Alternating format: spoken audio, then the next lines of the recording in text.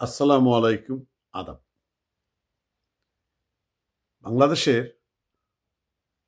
সুশীল বাবুরা এবং মানবাধিকার কর্মীরা সবাই মারা গেছে।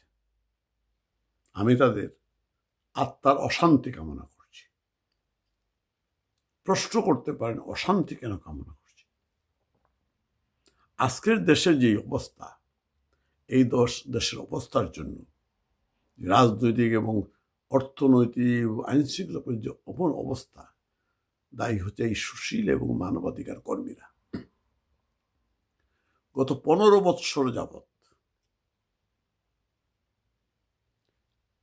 এই সুশীলরা, মানবাধিকার কর্মীরা কন্টিনিউ অনবরতভাবে আওয়ামী লীগ সরকারের বিরুদ্ধে শত শত মানবাধিকার লঙ্ঘনের অভিযোগ উঠাইয়েছে। সুশীলরা বিভিন্ন সেমিনারে গণতন্ত্র, ভোটাধিকার, মানবাধিকার নিয়ে কথা বলেছে। টকশোতে টকাররা টক করেছে।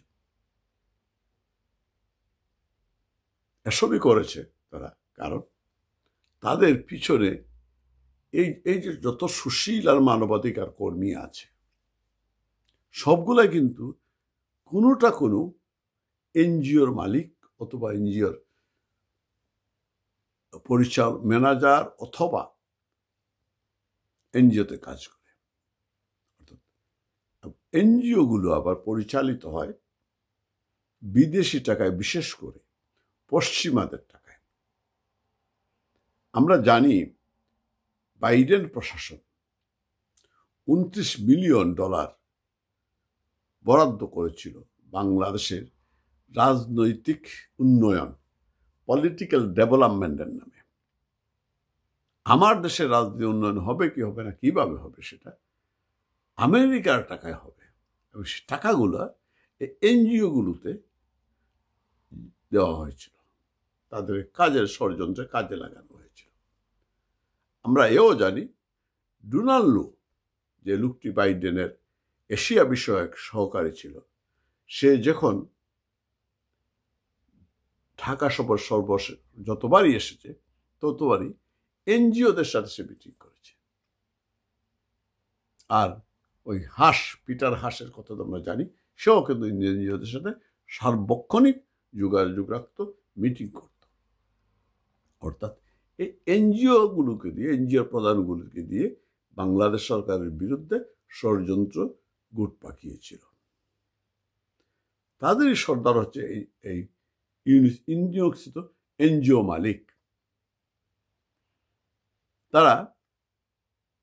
কারণ তারা রাজনীতিবিদদের পছন্দ করে না, তারা বিরাজনীতিকরণ চায়। তারা যদি কোনো সামরিক সরকার হয় অথবা অরাজনৈতিক সরকার, তাহলে তাদের কদরটা বাড়ে। যেমন আজকে অন্তর্বর্তী সরকারের বেশিরভাগ উপদেষ্টাই এনজিও থেকে এসেছে, অথবা চিটাগাংয়ের। এই জন্য তাকে ইউনেস্কো বলা হয় এনজিওগ্রাম। আজকে গত 25 আগস্টের আগের থেকে এবং পর থেকে দেশে যে এত, বিশেষ করে 5 আগস্টের পর থেকে এ পর্যন্ত পুলিশ হত্যা থেকে শুরু করে এই যে হাজার হাজার মানুষকে হত্যা করা হচ্ছে,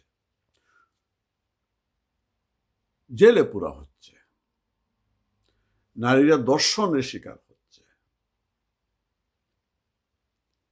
নিরীহ মানুষ হত্যার শিকার হচ্ছে, রাজনৈতিক কর্মীরা নির্যাতনের শিকার হচ্ছে, হত্যার শিকার হচ্ছে, বিচার বহির্ভূত শত শত হত্যাকাণ্ড হচ্ছে, জেলখানায় মৃত্যু হচ্ছে, জেলখানায় বন্দি অবস্থায় নির্যাতনে মারা যাচ্ছে। এই সুশীল বাবুরা কোনো কথা বলে না, এই মানবাধিকার কর্মীরা কোনো কথা বলে না। তারা মুখে কলু ফেটে দিয়েছে, কারণ তারা তাদের কাজটি করে ফেলেছে। যে টাকা পশ্চিমাদের, বিশেষ করে আমেরিকা থেকে নিয়েছে, সে টাকা হালাল করে দিয়েছে।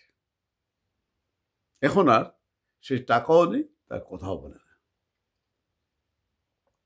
এরা সর্বশেষ যে ঘটনাটি ঘটল, মেঘনা আলমের গ্রেপ্তার, আটক আদেশ, এই নিয়েও কিন্তু এই সুশীলরা কথা বলে না। মানবাধিকার যে লঙ্ঘিত হচ্ছে সেইটা মানবাধিকার কর্মীরা কথা বলে না। সুফিয়া কামালের মেয়ে সুলতানা কামাল কথা বলে না। আর বোধ মজুমদার তো এনজিওর মালিক, সুজনের হর্তাকর্তা, সে তো এই সরকারের এক সংস্কার কমিশনের চেয়ারম্যান হয়েই বসে আছে উপদেষ্টার মর্যাদায়। আরেকটা নামটা ভুলে গেলাম, ভদ্রলোক কি, দেবপ্রিয় ভট্টাচার্য। আরে বাপরে বাপ, কয়দিন পর পরই একটা সংলাপ, অর্থনীতির বিশেষজ্ঞ। গত 15 বছর দেখলাম যে বিগত সরকারের অর্থনীতি নীতির কি সমালোচনা তার।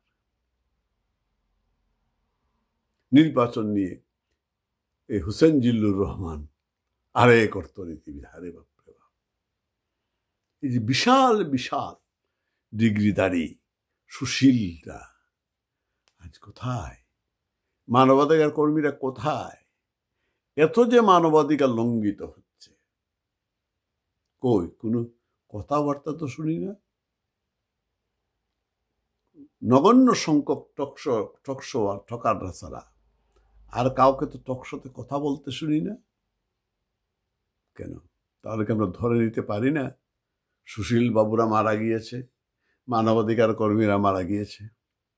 মারা গেলে হিন্দুরা মারা গেলে মুসলমানরা আত্মার শান্তি কামনা করে, আর মুসলমান মারা গেলে মুসলমান ইন্না লিল্লাহি পড়ে, হিন্দুরা আত্মার শান্তি কামনা করে। আমি আত্মার শান্তি অশান্তি কামনা করলাম, ইন্না লিল্লাহি পড়লাম না। কারণ এরা প্রতীকী মারা গিয়েছে।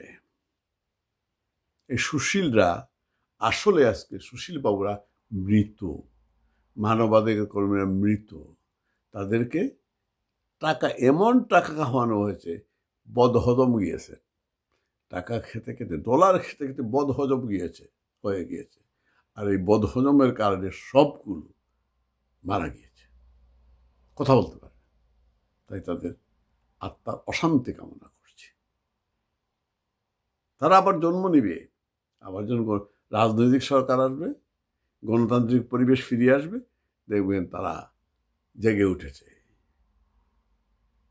কোনো এক মন্ত্র বলে ওনারা আবার মানবাধিকার গান গাইবেন, ভোটের গণতান্ত্রিক অধিকারের কথা বলবেন, মানুষের অধিকার নিয়ে কথা বলবেন, দুর্নীতি রাজনীতিবিদদের চরিত্র হননের হাজার রকম চেষ্টা করবেন।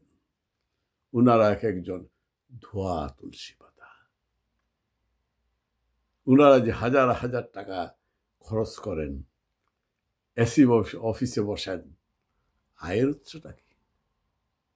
সুতরাং এই বিষয়টা আজকে আমাদের ভাবার সময় এসেছে। এই মানবাধিকার কর্মী আর সুশীলদেরকে যদি কথা আর কোনো দিন কোনো অন্য রাজনৈতিক সরকারের বিরুদ্ধে কথা বলে, তাদের এমন প্রাধান্য দেওয়া উচিত, শালারা কথা নাই বার্তা নাই, যখন ইচ্ছা তোমাদের ইচ্ছা মতো তোমরা কথা বলবা, ইচ্ছা মতো সুশীল হবা, ইচ্ছা মতো মানবাধিকার কর্মী হবা, আর ঠেলায় পড়লে বাবাজি করবা, সেই দিন আর নেই। তোমরা মৃতই থাকো, কথা বলার চেষ্টা করো।